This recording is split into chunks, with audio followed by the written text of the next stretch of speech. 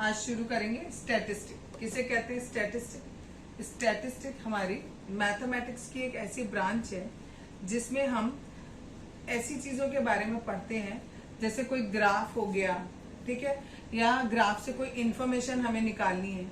अगर कोई भी हमें डेटा दे दिया जाए उस डेटा से हम जो इंफॉर्मेशन निकालते हैं उसको हम क्या कहते हैं? स्टैटिस्टिक्स कहते हैं। जैसे सपोज करो हमारे पास डेटा है, अगर कोई क्लास है, उस क्लास में 10 बच्चे हैं, उन 10 बच्चों के मैथमेटिक्स के नंबर हमें पता है। सपोज पहले के 10 नंबर है, दूसरे के 5 हैं, तीसरे के 4 हैं, अगले के फिर 5 हैं, 0 है, 1 है, 2 है, 3 है और 6 है। ये 10 बच्चों के नंबर है, ठीक है। अगर हमने इन्हें ऐसे ही रॉ फॉर्म में ही लिख दिया then it is known as data, तब हम इसे डेटा कहते हैं। डेटा जो है वो प्लूरल फॉर्म है एक लैटिन वर्ड का, जो लैटिन वर्ड है हमारा डेटा। लैटिन में इसको डेटा को बोला जाता है डेटा, ठीक है। अगर हमने जो हमें डेटा मिला उसको हमने एज इट इज रख दिया, ठीक, यानी हमें मिला पहले बच्चे के 10 नंबर, दूसरे के 5, तीसरे के 4, इसको हमने ऐसे ही लिख दिया तो ये हमारा कहलाता है डेटा। लेकिन अगर हमने इस डेटा को अरेंज कर दिया, ठीक है, हमने इसे असेंडिंग ऑर्डर या डिसेंडिंग ऑर्डर में लगा दिया, तो इससे हमें कोई इंफॉर्मेशन मिल रही है तो हम इसे डेटा को हम क्या बोलने लगते हैं? इंफॉर्मेशन बोलने लगते हैं, ठीक है। यानी डेटा को हमने थोड़ा सा प्रोसेस किया, ठीक। प्रोसेस क्या किया इसमें हमने? या तो हमने इसे असेंडिंग ऑर्डर में लगाया या फिर हमने इसे डिसेंडिंग ऑर्डर में लगाया, तो ये जो डेटा था वो हमारा क्या बन गया? इंफॉर्मेशन बन गया, ठीक है। ये सब चीजें हम स्टैटिस्टिक्स में पढ़ेंगे। स्टैटिस्टिक्स जो है वो एक लैटिन वर्ड है। लैटिन वर्ड कौन सा? स्टेटस, इस वर्ड से लिया गया है, स्टेटस से। इस स्टेटस का मतलब होता है पॉलिटिकल स्टेट, ठीक, ठीक है। मैथमेटिक्स में ये जो स्टैटिस्टिक्स है इसका मतलब होता है डेटा को सबसे पहले आप कलेक्ट करो, जितना भी हमारे पास डेटा है उस डेटा को कलेक्ट करो। दूसरा काम ऑर्गेनाइज करो। ऑर्गेनाइज करने का मतलब है उसे असेंडिंग या डिसेंडिंग ऑर्डर में आप उसे लगा लो, ठीक है। तीसरा है एनालिसिस करो। एनालिसिस का मतलब होता है आप उसे देखो कि कौन बड़ा है, कौन छोटा है, क्या चीज गिवन है उसमें, क्या चीज नहीं गिवन है। और चौथी बात होती है इंटरप्रिटेशन। इंटरप्रिटेशन का मतलब होता है कि हमने ये एनालिसिस करने के बाद बताया कि डेटा में इसका वैल्यू सबसे हाई है, इसकी वैल्यू सबसे लो है, ठीक है, ये चीज इंक्रीज हो रही है, ये चीज डिक्रीज हो रही है। ये सब चीजें हमें किसमें करनी होती है? स्टैटिस्टिक्स में करनी होती है, ठीक है।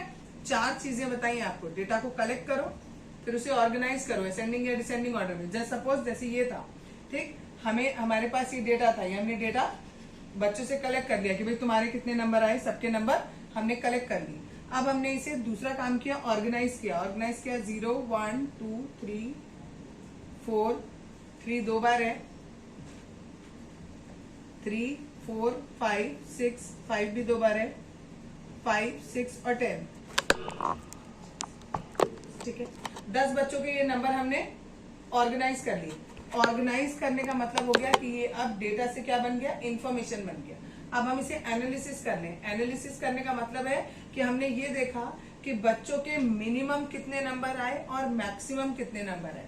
मिनिमम 0 आए, मैक्सिमम 10 आए, और हमने देखा जो ज्यादातर बच्चे हैं उनके नंबर बीच में आए, ठीक है, 4, 5, 6 के आसपास नंबर है। अधिकतर बच्चों के ये नंबर आए, न 7, 8, 9 में से आया, न उधर 0 के पास 0 भी नहीं आया बहुत ज्यादा बच्चों का। कितना? 3 वाला नंबर ज्यादा है, 5 वाला नंबर ज्यादा है, यानी 3, 4, 5 वाला ज्यादा है। ये हमारा एनालिसिस कहलाएगा। और इंटरप्रिटेशन इससे क्या हुआ कि हम उस बच्चे का नाम बोलेंगे जिस बच्चे के 0 नंबर आए, ठीक, जिस बच्चे के 10 नंबर आए उसका नाम बोलेंगे। ये हमारी इंटरप्रिटेशन हुई। क्लियर इतना? अब बताऊंगी ग्राफिकल रिप्रेजेंटेशन ऑफ डेटा। जो भी अभी हमने डेटा लिखा था उस डेटा को हम ग्राफ पे कैसे रिप्रेजेंट कर सकते हैं, उसके 3 तरीके होते हैं। पहला है बार ग्राफ, दूसरा है हिस्टोग्राम और तीसरा फ्रीक्वेंसी पॉलीगॉन। बार ग्राफ और हिस्टोग्राम तो तुम लोगों को पता ही है, ठीक है। तुम्हारे लिए क्या नया है? Frequency polygon. लेकिन हम एक एक करके चलेंगे। सबसे पहले बार ग्राफ बताऊंगी, ठीक है। बार ग्राफ के लिए जो भी हमारे पास डेटा होता है उस डेटा को हमें ग्रुप्स में डिवाइड करना होता है, ठीक है, और उसे फिर हम ग्रुप डेटा बोलते हैं। ठीक, जैसे मैंने अभी एक क्वेश्चन बताया था कि बच्चों के नंबर थे, 10 बच्चों के नंबर थे, सपोज करो ये नंबर थे, ठीक है, ये 10 बच्चों के नंबर थे। अगर मैं इन्हें ग्रुप में बनाना चाहूं तो मैंने ऐसे कर दिया 0 to 5 और 5 to 10, ठीक है, ये दो मेरे क्लास इंटरवल हो गए।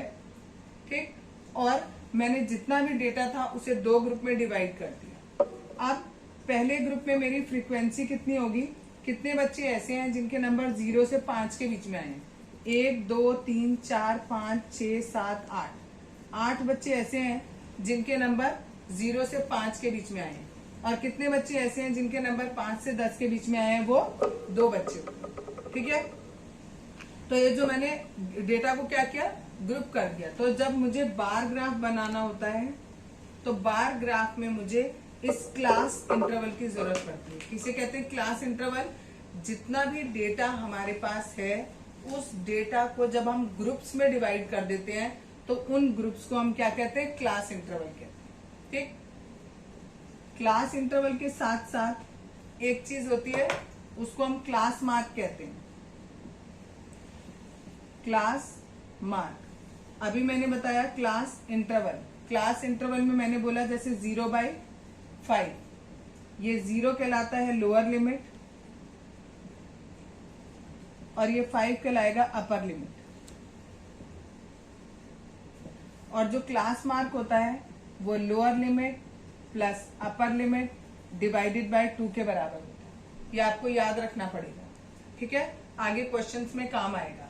अब मैं जब बार ग्राफ बनाऊंगी तो बार ग्राफ बनाते हुए हम क्या करेंगे, एक y एक्सिस बनाएंगे और एक x एक्सिस बनाएंगे। ये जो y एक्सिस होती है इसमें हम फ्रीक्वेंसी को दिखाते हैं। अभी जैसे बनाया था 0 to 5 में कितने बताए थे फ्रीक्वेंसी, 8, और 5 to 10 में फ्रीक्वेंसी बताई थी आपको 2। तो यहाँ पर y एक्सिस पर हम फ्रीक्वेंसी शो करते हैं, ये जो x एक्सिस होता है इस पर हम क्लास इंटरवल शो करेंगे। ठीक है, यहाँ पर 0 लिया, एक है 5 तक 0 to 5, आगे है 5 to 10। ठीक है, यहाँ पर ऐसे लिखेंगे, ये नंबर यहाँ ना लगाकर ऐसे लिख दो 0 to 5 और यहाँ 5 to 10। ठीक, अच्छा, जब बार ग्राफ बनाते हैं तो आपको पहले वाले में भी स्पेस छोड़ना होता है। तो ये पहला हमने स्पेस छोड़ दिया खाली, उसके बाद यहाँ हो गया हमारा 0 to 5 वाला ग्रुप, ये फिर एक ब्लैंक छोड़ते हैं और फिर तीसरा हो जाएगा ये 5 to 10 का ग्रुप। इनका जो साइज होता है वो बिल्कुल बराबर होना चाहिए, बीच में जो आपने गैप छोड़ा है वो गैप भी बिल्कुल बराबर होना चाहिए। अब 0 to 5 में फ्रीक्वेंसी दी है 8, तो यहाँ पर जो हम फ्रीक्वेंसी डिनोट करते हैं वो हम अपने मन से कोई भी स्केल ले सकते हैं। हम ये भी लिख सकते हैं 1 2 3 4 5 6 ऐसे भी लिख सकते हैं, 2 4 6 8 10 12 ऐसे भी लिख सकते हैं। अब पहला है हमारा 8, यानी 8 तक, यहां तक हमने ये बार ग्राफ बना दिया, 8 तक देखो, और अगले वाले में हमें केवल 2 तक बनाना है, दैट मीन्स दिस। ये बन गया हमारा बार ग्राफ। इसमें आपको स्केल लिखना होगा। स्केल का मतलब होता है एक्स एक्सिस पे आपने क्या माना है और वाई एक्सिस पे क्या माना है। एक्स एक्सिस में हमने ये 0 to 5 क्या माने हैं, नंबर्स माने, ठीक है। तो यहाँ पर एक्स एक्सिस पे हमने नंबर दिए हैं और ये पूरा एक ब्लॉक हमने कितने के बराबर माना है, एक ब्लॉक। यहाँ पर तो हमारा एक ब्लॉक यहाँ ब्लैंक है, यहाँ पर एक्स एक्सिस में एक्चुअली देने की जरूरत नहीं है, वाई एक्सिस में देने की जरूरत है। वाई में देंगे हम, दो जो हैं ये दो क्या है, बच्चे हैं, तो 1 बॉक्स इक्वल्स टू 2 स्टूडेंट, ठीक है, ये लिखेंगे यहाँ पर। एक्स एक्सिस में देने की जरूरत नहीं क्योंकि यहाँ हमने इंटरवल दिया हुआ है। ज्यादा हो तो बस आप यहाँ लिख सकते हो कि यहाँ पर हम नंबर्स शो करें। क्लियर, बार ग्राफ समझ में आ गया कैसे बनेगा। एक्सरसाइज 12.1 का पहला क्वेश्चन है, a survey conducted by an organisation for the cause of illness and death among the women between the age of 15 to 44 in years worldwide found the following figures in percentage। आपको ये दिया है पूरे संसार में जो औरतें हैं उनकी डेथ बीमारी की वजह से और बीमारी की वजह से जो उनकी डेथ हो रही है उसके क्या क्या कारण हो सकते हैं। बहुत सारे कारण आपको ग्राफ इसमें टेबल में दिए हैं। पहला दिया है रिप्रोडक्टिव हेल्थ कंडीशन, दूसरा दिया है न्यूरो साइकेट्रिस्ट कंडीशन, तीसरा इंजरीज, चौथा cardiovascular condition, next respiratory condition और उसके बाद अदर कॉजेज। सबसे पहला क्वेश्चन दिया है कि इसका ग्राफ बनाओ। ठीक है, सबकी परसेंटेज आगे दी है। पहले वाले की 31.8 दिया तो हमने नियर अबाउट 32 के आसपास ये बना दिया RH। दूसरे वाले की हमें 25.4 दिया है तो नियर अबाउट आधा 25 तक हमने सेकंड वाला बना दिया। नेक्स्ट है 12.4 तो ये 12.5 के आसपास बना सकते हो या 12 के आसपास बना सकते हो। ठीक है, नेक्स्ट दिया है कार्डियोवास्कुलर कंडीशन, ये 4.3 दिया है। नेक्स्ट रेस्पिरेटरी कंडीशन और अगला अदर कंडीशन। जितने जितने दिए हैं उस हिसाब से हमने यहाँ से देखकर स्केल देखकर आप ग्राफ ड्रॉ कर सकते हो। दूसरा इन्होंने पूछा है हमसे कि कौन सा सबसे बड़ा कारण है इलनेस का, तो सबसे बड़ा ग्राफ हमें किसका दिखाई दे रहा है, इस वाले का RH, that means reproductive health condition. ये मेन कारण है औरतों की डेथ का और बीमारी का। Question number 2, the following data on the number of girls bracket में दिया है टू द नियरेस्ट 10 पर 1000 boys in different section of Indian society is given below. एक आपको टेबल दिया हुआ है। इस टेबल में जो इंडियन सोसाइटी के अलग अलग सेक्शंस हैं उनमें 1000 बॉयज पर कितनी गर्ल्स हैं वो आपको टेबल गिवन किया हुआ है। आपको उसका बार ग्राफ बनाना है। ठीक है, बार ग्राफ में हम क्या करेंगे, ये एक्स एक्सिस है, इसमें हम डिफरेंट सेक्शंस लेंगे इंडियन सोसाइटी के और इस पे हम नंबर ऑफ गर्ल्स लेंगे। हमारी जो गर्ल्स हैं वो 910 से शुरू हो रही हैं और 970 तक जा रही हैं। तो हम ग्राफ को क्या करेंगे, हमारा केवल इतना पोर्शन काम का है, 0 से लेकर 900 तक का काम का नहीं है। तो हम ग्राफ को थोड़ा सा यहाँ फोल्ड कर देंगे और मार्किंग 900 से शुरू करेंगे, आगे 10-10 का गैप देंगे। तो हमारा स्केल हो जाएगा 1 बॉक्स कितने के बराबर है, 10 गर्ल्स के बराबर है। ठीक है, अब उन्होंने क्वेश्चन में दिया हुआ है आपको शेड्यूल्ड कास्ट जो है वो 940 है, तो 940 का हमने शेड्यूल्ड कास्ट बना दिया। फिर शेड्यूल ट्राइब का दिया है 970 है, उतना हमने 970 बना दिया। नेक्स्ट है हमारा ना शेड्यूल कास्ट है ना शेड्यूल ट्राइब है, वो हमारी 920 है। सिमिलरली यहाँ पर बैकवर्ड डिवीजन में 950 है, नॉन बैकवर्ड डिवीजन में 920 है, रूरल में 930 है और अर्बन में 910 है। ये पूरा हमारा बार ग्राफ बन गया।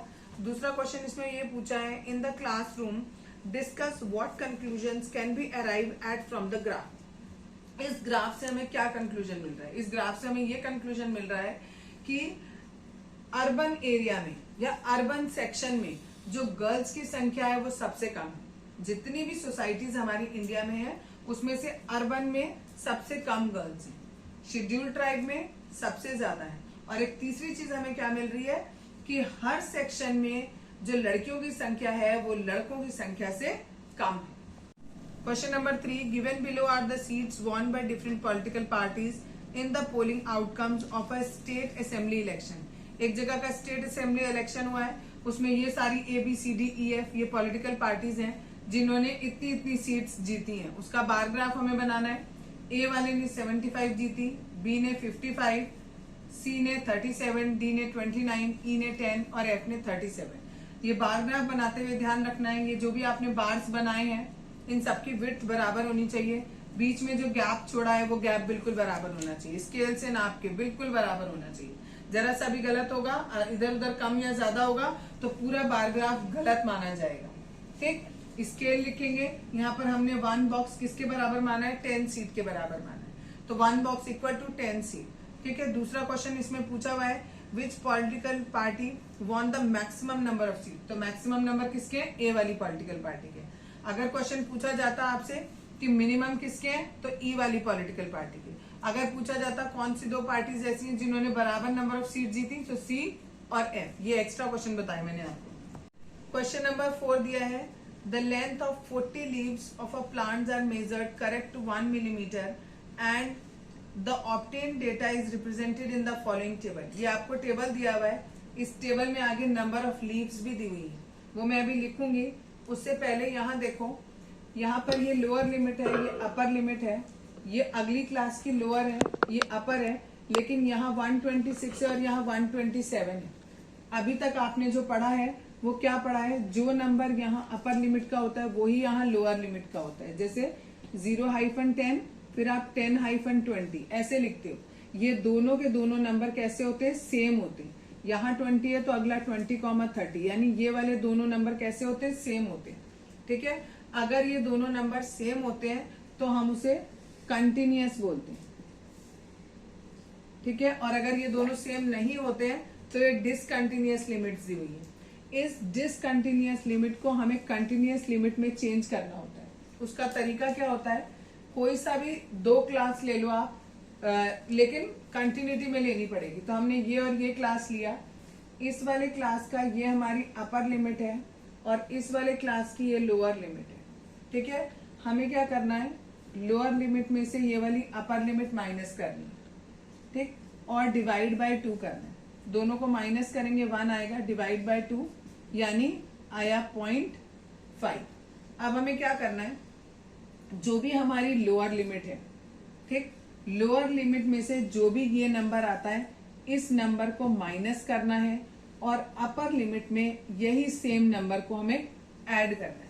अगर हम ऐसा करेंगे तो हमारी जो लिमिट्स हैं वो कंटिन्यूअस हो जाएंगी। देखो अभी करके बताती हूँ। ठीक, 118 है, 118 में से 0.5 अगर आप माइनस करोगे तो इट इज 117.5 हो जाएगा। 126 है, 126 में 0.5 ऐड करेंगे तो इट इज 126.5 हो जाएगा। 127 में से 0.5 माइनस करना है, 126.5। 135 में 0.5 ऐड करना है तो इट इज 135.5। ठीक, जिसको नहीं समझ आ रहा है एक बार दोबारा मैं देखो ऐसे समझा रही हूँ। 118 था, इसमें से हमें क्या करना था, 0.5 माइनस करना था। ऊपर वाले नंबर में डेसिमल नहीं है तो डेसिमल लगा के 0 लगाया हमने। अब सिंपल माइनस। ठीक है, आगे समझ कि ये इस तरीके से आएगा।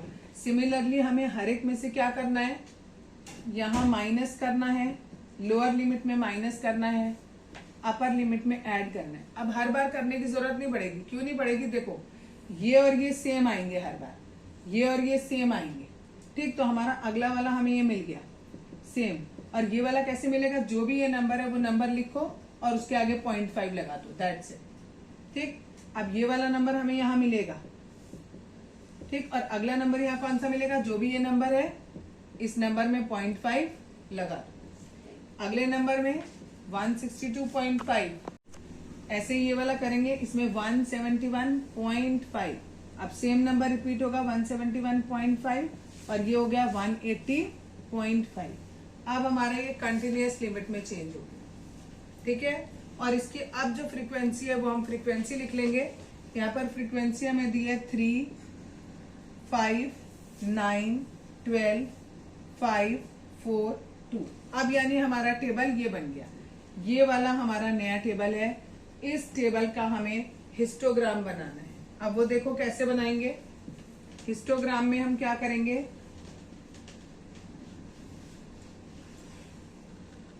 y एक्सिस, x एक्सिस, इस x एक्सिस पे क्योंकि हमें शुरुआत करनी है किससे, 117.5 से, तो सबसे पहले ग्राफ को थोड़ा सा फोल्ड कर देंगे और यहाँ पर लिखेंगे 117.5। अगला वाला जो था हमारा था वो 126.5। इसके आगे जो हमारा था दैट इज 135.5। नेक्स्ट होगा 144.5, उसके आगे होगा 153.5, 162.5, 171.5 और इट इज 180.5। अब पहले वाले में फ्रीक्वेंसी हमें दी है 3। अब फ्रीक्वेंसी देखो मैक्सिमम 12 तक गई है, तो हम क्या करते हैं 2, 4, 6, 8, 10, 12 और ये 14 तक बना लेते हैं। ठीक, अब हमें पहले वाले में दिया इन्होंने फ्रीक्वेंसी 3 हो गई, यहां से यहां तक। क्लियर। नेक्स्ट है हमारा फ्रीक्वेंसी दी है 5, तो वो हो गई यहां तक। नेक्स्ट है 9, यहां तक। नेक्स्ट है 12, इसके बाद है 5, 4 और इसके बाद दिया 2। ये हमारा हिस्टोग्राम तैयार हो गया। ठीक, अगला क्वेश्चन उन्होंने पूछा है इसमें, is there any other suitable graphical representation for the same data. अगर हमें यही डेटा दिया गया है और इसके लिए हमें कोई और सुटेबल मेथड यूज कर सकते हैं या नहीं कर सकते हैं, तो इसका आंसर बोलेंगे यस, हम इसका बार ग्राफ बना सकते हैं। बार ग्राफ कैसे बना सकते हैं? जो हमें ओरिजिनल डेटा क्वेश्चन में गिवन किया हुआ है उससे हम बार ग्राफ बना सकते हैं, क्योंकि वो डिसकंटिन्यूअस है। तो उसमें जब हम ग्राफ बनाएंगे तो उसमें हम क्या करेंगे, सबसे पहला था 118, ये ले लेंगे और 118 से 126 था, उसके आगे वाला 127 मान लेंगे और इस तरीके से हम आगे 136 का सॉरी यहां पर ऐसे ये बार्स बना लेंगे और इस तरीके से हम पूरा बार ग्राफ ड्रॉ कर सकते हैं। ठीक है, तो सेकंड क्वेश्चन का आंसर है यस। अब थर्ड क्वेश्चन में देखो उन्होंने बोला है, is it correct to conclude that the maximum number of leaves are 133 millimetre long, why. अब इन्होंने देखो जो आपको क्वेश्चन दिया है उस क्वेश्चन में आपको ये लिखा हुआ है 145-153 और उसमें इन्होंने फ्रीक्वेंसी दी हुई है 12, जो कि सबसे ज्यादा है। ठीक है, 12 फ्रीक्वेंसी सबसे ज्यादा, तो इसका मतलब जितनी भी लीव्स इस रेंज के बीच में आ रही हैं वो मैक्सिमम है, यानी पत्तियों की लंबाई जो है वो इतने से इतनी सबसे ज्यादा आ रही है। लेकिन क्या हम ये कह सकते हैं कि ये जो 12 की 12 पत्तियां ये सारी की सारी 153 मिलीमीटर की है? नहीं, हो सकता है कोई 145 की हो सकता है कोई 146 की हो सकता है कोई 146.5 की हो। ठीक है, कहां तक हो सकती है?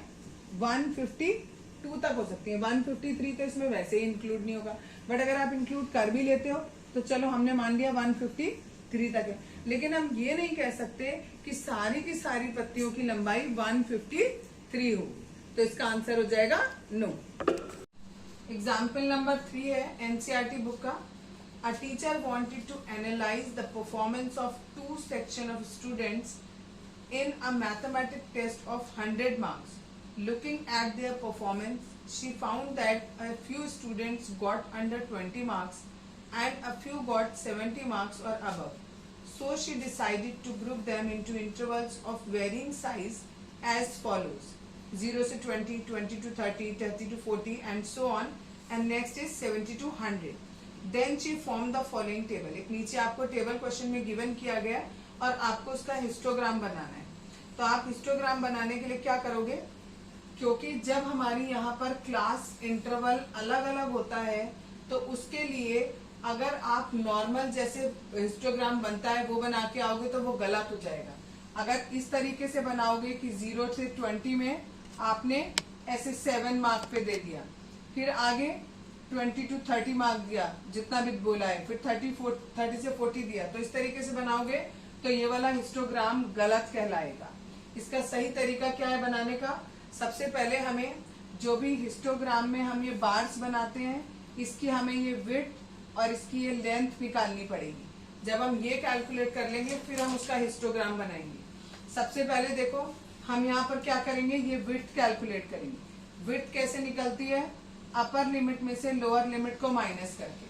ये क्लास इंटरवल दिया है, ये अपर लिमिट, ये लोअर लिमिट। 20 में से 0 को माइनस किया, यहाँ 20 आ गया। 30 में से 20 माइनस किया 10, 40 में से 30 10, 50 में से 40 माइनस 10 एंड सो ऑन। ठीक है, यहाँ अबव लिखो या 100 लिखो, एक ही बात है, क्योंकि क्वेश्चन में गिवन किया है कि मैक्सिमम मार्क्स आपके 100 है। तो यहाँ पर कितना आ गया, विड्थ हमारी निकल गई। अब हमें क्या कैलकुलेट करना है, ये वाली लेंथ कैलकुलेट करनी है। ये लेंथ कैलकुलेट करने के लिए क्या करते हैं, जितनी फ्रीक्वेंसी दी होती है वो ऊपर रखते हैं, जितनी विड्थ होती है वो नीचे रखते हैं, और जितना हमें ये बार्स जितने बड़े बड़े बनाने हैं, जितना क्लास इंटरवल हमें बनाना है हम वो रखेंगे। तो होगा 7/20 मल्टीप्लाइड बाय 10, क्योंकि हम चाहते हैं कि यहाँ पर ये जो हम बार ग्राफ बनाएंगे या हिस्टोग्राम बनाएंगे ये 0, ये 10, ये 20, ये 30, हम 10 का गैप चाहते हैं, इसलिए हमने वहां पर क्या लिया है, 10 लिया है। यहाँ 0 से 0 कैंसिल हो गया, 7 को 2 से डिवाइड करेंगे 3.5 आएगा। नेक्स्ट है ये 10/10, फ्रीक्वेंसी ऊपर रखनी है, विड्थ नीचे रखनी है और मल्टीप्लाई करना है जो हम विड्थ रखना चाहते हैं वो यहाँ रखी। ये 10 से 10 कैंसिल हो गया, यहाँ पर आंसर आया 10। सिमिलरली फॉर हियर नेक्स्ट वाले में 20/10 करेंगे एंड देन मल्टीप्लाइड बाय 10। 10 से 10 कैंसिल, 20 हमारा आंसर हो गया। सिमिलरली फॉर नेक्स्ट वाले में 15/10 करेंगे, उसका आंसर 15। और यहाँ 8/30 इंटू 10 किया, 0 से 0 कैंसिल हुआ, 8/3 का मतलब होता है 2.6666। तो इसको हमने 2.67 भी लिख सकते हो, 2.7 भी लिख सकते हो, जो आपको इजी लगे वो लिख लो। अब इसका बार ग्राफ बनाने के लिए देखो, विड्थ हमने ली थी 20 पहले वाले में, ठीक है, और हमारी लेंथ आई थी कितनी, 3.5। तो ये 2 है, ये 4 है, इसके बिल्कुल बीच में होगा 3 और 4 के बिल्कुल बीच में 3.5, तो वो 3.5 यहाँ 20 तक, क्योंकि विड्थ हमारी है 20। नेक्स्ट अगली विड्थ है 10, उसके लिए हमें कहाँ तक लेना है, 10 ही हाइट चाहिए हमें। अगली वाले की भी 10 हाइट है, उससे अगले वाले की 20 हाइट है, यहाँ पर भी 20 लेंगे, उससे नेक्स्ट वाला 15 का दिया है, और आगे के 3 के लिए 2.67 दिया है। उसमें हमारी विड्थ दी है 30 और हमारी जो लेंथ आई है वो केवल 2.67 आई है। तो ये हमारा बार वो हिस्टोग्राम सही कहलाएगा। अगर पहले वाला जैसा बना दोगे तो वो गलत हो जाएगा। फ्रीक्वेंसी पॉलीगॉन होता है एक तरीके का ग्राफ आपका, वो भी मैं इसी फिगर में समझा देती हूँ आपको। फ्रीक्वेंसी पॉलीगॉन में हम क्या करते हैं, जो भी हमें क्लास इंटरवल दिया होता है उसका मिड पॉइंट निकालते हैं। जैसे सपोज करो अगर ये भी ऐसे जुड़ा हुआ होता है समथिंग, ठीक है, और ये वाला जो पोर्शन है ये ऐसे दिए होते हैं, ठीक है, सब अलग अलग करके दिए होते हैं।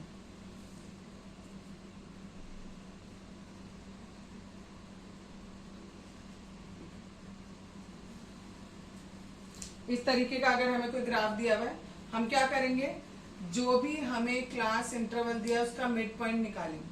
0 और 10 मिड पॉइंट कैसे निकलता है, दोनों को ऐड करो, डिवाइड बाय 2, आप इसे क्लास मार्क भी कहते हो, ठीक है, क्लास मार्क निकालना है।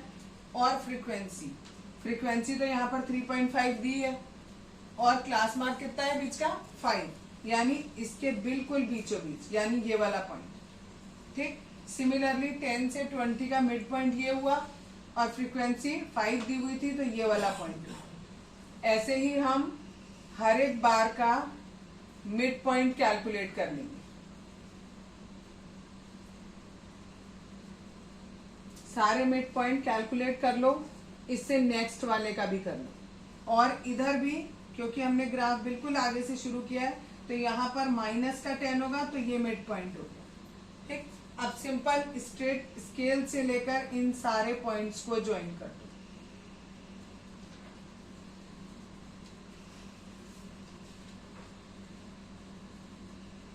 लाइक दैट, ठीक है। तो ये जो हमारा बना है लाइन वाला, दैट इज फ्रीक्वेंसी पॉलीगॉन। हमें ये बार्स नहीं बनाने, केवल ये लाइन बनानी है। लाइन कैसे बनानी है, एक बार दोबारा देखो, क्या क्या चीज गिवन है, क्लास इंटरवल गिवन है। सपोज 0 to 10, 10 to 20, 20 to 30, मैं छोटा सा लिख के बता रही हूँ एग्जाम्पल। दूसरा लिखेंगे क्लास मार्क, क्लास मार्क हुआ बीच का पॉइंट। बीच का पॉइंट मैंने बताया कैसे निकालते हैं, lower limit plus upper limit divide by 2, mid point आ गया। फ्रीक्वेंसी सपोज हमें दिए यहाँ 3, यहाँ 5 और यहाँ 1।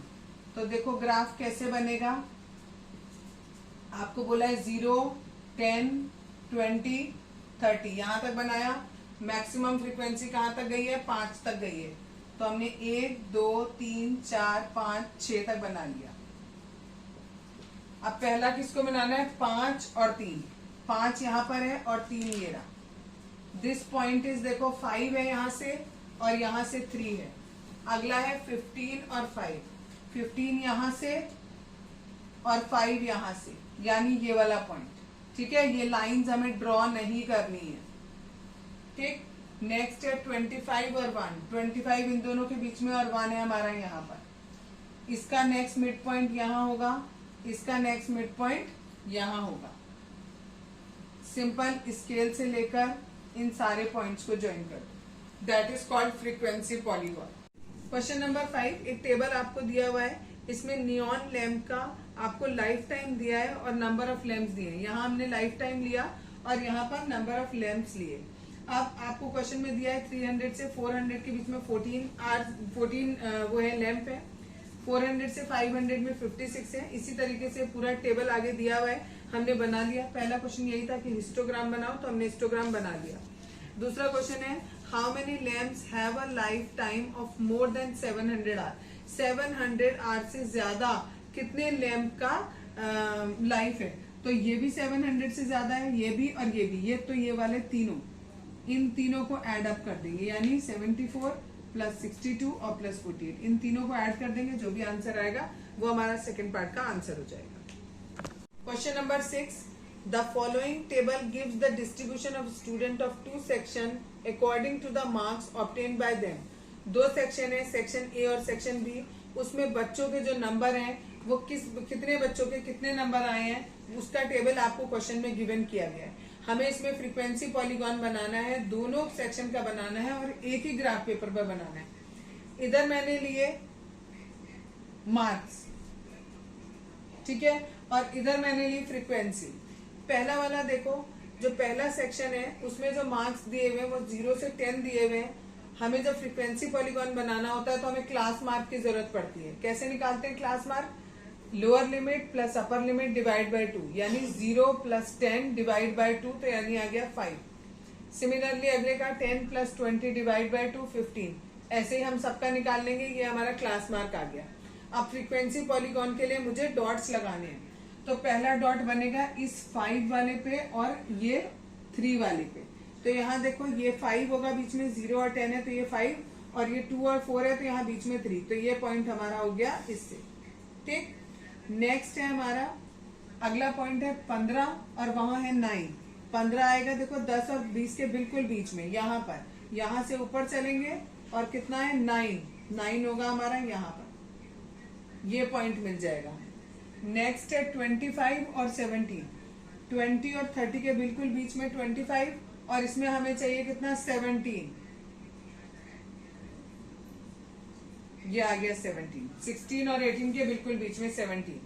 अगला है 35 और इधर है 12।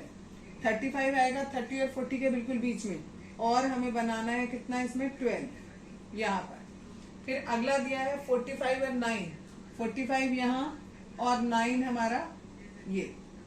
अब फ्रीक्वेंसी पॉलीगॉन बनाना है आपको, तो क्या करोगे, दिस, फिर दिस, दिस एंड दिस। ये हमारा कौन से सेक्शन के लिए? सेक्शन ए, उसके लिए बना है, उस पर नाम लिख देंगे। अब देखो इसी ग्राफ पर हमें दूसरा बनाना है, तो दूसरे वाले के लिए क्लास मार्क तो यही लेंगे 5, लेकिन फ्रीक्वेंसी लेंगे पहले 5 वाली। 5 पे 5, तो 5 पे 5 हमारा बनेगा ये वाला पॉइंट, यहाँ से भी 5 और इधर से भी 5। अगला है 15 पे 19, 15 यहाँ है और 19 हमारा यहाँ पर। ठीक, अगला है 25 पे 15, 25 यहाँ और 15 हो गया मेरा ये। ठीक, नेक्स्ट है 35 पे 10, 35 ये और 10 हो गया मेरा यहाँ पर। अगला दिया है 45 पे 1, 45 यहाँ हुआ और इस पे 1 है केवल, तो ये पॉइंट। तो देखो इसका ग्राफ कैसे आएगा, पहले ये गया, ये और ये। ठीक है, ये किसका बनाया मैंने, सेक्शन बी। बस हमें यही काम करना था, इसमें दोनों का हमें फ्रीक्वेंसी पॉलीगॉन बनाना है। क्वेश्चन नंबर 7 दिया है ये, इसमें दिया है आपको the runs scored by 2 teams A and B on the first 60 balls in a cricket match are given below. ये टेबल आपको क्वेश्चन में गिवन किया हुआ है। इस टेबल में देखो यहाँ पर नंबर ऑफ बॉल्स 1 to 6 दिया है, फिर यहाँ 7 to 12 दिया है। कल बताया था तुम्हें कि जब इस तरीके से दिया होता, अगर यहाँ 6 to 12 लिखा होता तो इसको हम कंटिन्यूअस कहते हैं। ठीक है, कंटिन्यूअस टेबल। लेकिन अभी हमें 1 to 7 दिया है और 7 to 12 सॉरी 1 to 6 दिया है और 7 to 12 दिया है, तो ये हमारा डिसकंटिन्यूअस है। डिसकंटिन्यूअस से पहले हमें इसको कंटिन्यूअस बनाना पड़ेगा। उसके लिए मैंने बताया था क्या करते हैं, जो ये वाला नंबर है और जो ये नंबर है, इन दोनों को पहले माइनस करेंगे, आएगा 1, उसे 2 से डिवाइड करेंगे, आएगा 0.5। अब जो भी लोअर लिमिट है उसमें से 0.5 आपको माइनस करना है और जो अपर लिमिट है उसमें आपको 0.5 प्लस करना है। ठीक, अभी हमारे पास है ये 1 में हमने माइनस करना है 0.5। जब आप 1 में माइनस करोगे 0.5 तो ये हमारा आ जाएगा 0.5 और 6 में जब हम 0.5 ऐड करेंगे तो ये आ जाएगा 6.5। 7 में से 0.5 माइनस करेंगे तो इट इज 6.5। 12 में ऐड करेंगे तो इट इज 12.5। अब इसमें बार बार करने की जरूरत नहीं है, ये बहुत इजी होता है। जो नंबर यहाँ आया वही यहाँ आएगा, तो जो यहाँ आया वो यहाँ आएगा। और ये वाला नंबर कैसे निकालते हैं, जो भी यहाँ पर नंबर होता है उसमें 0.5 ऐड करना है, दैट मीन्स 18.5। ये नंबर यहाँ आया 18.5, इस वाले नंबर में 0.5 ऐड कर दिया, ये नंबर वापस यहाँ आया और इस वाले नंबर में 0.5 ऐड कर दिया। सिमिलरली ये वाला नंबर इधर और इस वाले में 0.5 ऐड कर देंगे, ये नंबर सेम, इस वाले में 0.5 ऐड, ये वाला फिर से आगे कॉपी किया और इस वाले में 0.5 ऐड हो गया। ऐसे ही आगे 54.5 और लास्ट इज 54.5 हाइफन 60.5। अब हमारा जो टेबल है वो कैसा बन गया, कंटिन्यूअस टेबल बन गया। अब हमारा जो नंबर ऑफ बॉल्स है हम ये नहीं रखेंगे, अब नंबर ऑफ बॉल्स हम ये वाली रखेंगे। अब हम पॉलीगॉन बनाएंगे, फ्रीक्वेंसी पॉलीगॉन जो उन्होंने कहा है। इसके लिए फिर वैसे करेंगे जैसे पीछे वाले क्वेश्चन में हमने किया। यहां पर हम नंबर ऑफ बॉल्स रखेंगे और यहां पर टीम ए और टीम बी का स्कोर रखेंगे। ठीक है, रन्स मेड बाय टीम ए और टीम बी, तो यहाँ पर रन्स रखें। अब देखो रन्स जो है वो मैक्सिमम हमें 10 रन दिए हैं, उससे ज्यादा रन नहीं दिए, तो हम क्या करें, यहाँ पर 1 2 3 4 5 6 7 8 9 10 और एक एक्स्ट्रा ले लेते हैं 11। ठीक, और यहाँ पर जो हमें नीचे रखना है, यहाँ पे कैसे रखेंगे, कंटिन्यूटी में हमको ग्राफ बनाना है। तो देखो सबसे पहला दिया है 0.5, तो हमने इसको, क्योंकि हमारे सारे के सारे इक्वल नहीं है तो हम यहाँ पर छोटा सा किंक दे देते हैं और यहाँ लिखते हैं 0.5। अगला होगा 6.5, उसके अगला होगा 12.5, नेक्स्ट 18.5। कैसे रख रही हूं मैं, ये वाले जो नंबर हैं ये रखती जा रही हूँ, ये रखा सबसे पहले, उसके बाद ये बस राइट वाली लाइन लिखनी है मुझे। 18.5 के बाद 24.5, 30.5, 36.5, 42.5, 48.5, 54.5 और लास्ट इज 60.5। अब हमें क्या करना है, इसका भी हमें बीच वाला पॉइंट लेना होता था। पॉलीगॉन जब बनाते हैं तो हमें क्या करना होता है, इन दोनों के बीच का पॉइंट लेना होता है, यानी इन दोनों को ऐड करेंगे और डिवाइड बाय 2। इन दोनों को ऐड करोगे तो कितना आएगा, 7 आएगा। 7 को डिवाइड किया 2 से, दैट इज 3.5। तो यहाँ पर आ गया मिड पॉइंट 3.5। नेक्स्ट वाले को हम ऐड करेंगे, 6.5 है और 12.5 है, ऐड करेंगे तो आएगा 19। 2 से डिवाइड करोगे तो इट इज 9.5। ठीक है, तो हमें दिख रहा है यहाँ पर कितने का गैप है, 6 का गैप है। तो यानी आगे भी हमारे सब में 6 का गैप होगा। 9 में 6 ऐड कर दो, इट इज 15.5, फिर 6 ऐड कर दो 21.5, 27.5, सब में 6 ऐड करते चलो, 33.5, 39.5, 45.5, it is 51.5 and it is 56.5। ये सारे मिड पॉइंट्स आ गए हमारे। अब ये 0.5 और 6.5 के बिल्कुल बीच में ये वाला पॉइंट हमारा 3.5 है। अब पहले लेंगे 3.5 और टीम ए का लेंगे 2, तो यानी यहाँ पर ये पॉइंट मिल गया हमें। अगले पॉइंट के लिए 9.5 हमारा यहाँ होगा और इसमें हमें केवल लेना है 1, यानी ये वाला पॉइंट। अगले के लिए है 8 इज दिस मच, यहाँ पर आ जाएगा 8, ठीक है। नेक्स्ट है 9, यहाँ पर आ जाएगा। नेक्स्ट है 4, यहाँ पर। नेक्स्ट 5, फिर 6, उसके बाद दिया है सीधे 10, यहाँ पर, फिर 6 यहाँ पर, ठीक है। और उसके बाद दिया है 2 यहाँ पर। अब इन सारे फ्रीक्वेंसी को स्केल के द्वारा आप ज्वाइन कर दोगे, ठीक है। ये हमारा बना टीम ए के लिए। सिमिलरली हमें बनाना है टीम बी का। टीम बी का बनाएंगे तो देखो पहले दिया है 5, तो इस पर 3.5 पे ये 5 हो गया। अगला है 6, यहाँ पर 6, उसके आगे दिया है 2, देखो अब ये ऐसे गया और ये बनेगा 2 तक आ गया। फिर दिया है 10, ये वाला पॉइंट 10, फिर दिया है 5, सेम पॉइंट यहाँ पर भी 5 था, नहीं यहाँ 4 था ना, 5, उसके आगे हमें दिया है 6, ये वाला पॉइंट। यहां से ग्राफ जाएगा ऐसे, फिर ऐसे और फिर ऐसे। 6 के बाद दिया है हमें 3 के बाद दिया है 4 के बाद दिया है 8 और 8 के बाद हमें दिया है 10, तो ये और ऊपर चला जाएगा यहाँ, ठीक है। इस तरीके से दोनों फ्रीक्वेंसी पॉलीगॉन बन जाए। क्वेश्चन नंबर 8, इसमें हमें ये टेबल दिया हुआ है इतना, और हमें इससे क्या बनाना है, हिस्टोग्राम बनाना है। लेकिन यहाँ पर जो क्लास इंटरवल है उनकी विड्थ बराबर नहीं है। यहाँ पर विड्थ हमारी 1 है, यहाँ पर भी 1 है, यहाँ 2 है, यहाँ 2, यहाँ 3, यहाँ 5 और यहाँ 2।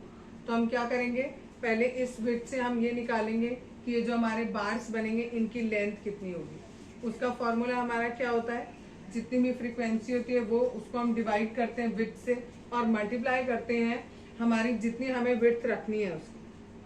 हमें 1 विड्थ रखनी है, वो कैलकुलेशन करके हमने रखा 5/1 दिस अपॉन दिस इंटू 1 रखा। 1 क्यों रखा, जितनी हमें इस बार की विड्थ रखनी होती है वो वहां रखते हैं, उससे हमने कैलकुलेशन किया। अब देखो 1 से 2 के बीच में हमारी जो लेंथ आई है वो 5 आई है। 1 से 2 में लेंथ हमारी 5, ये यहाँ पर 4 और 6 दिया है तो ये बीच में 5 हो गया। नेक्स्ट हमें दिया है 2 से 3, 2 से 3 के बीच में, यहाँ देखो 2 से 3 के बीच में ये भी 3 है और आगे ये भी 3 है, यानी 2 से लेकर 5 तक, 2 से लेकर 5 तक पूरा 3 पे रहेगा। आगे दिया है 5 से 7, इसकी 6 दी है तो ये 6 तक बना दिया।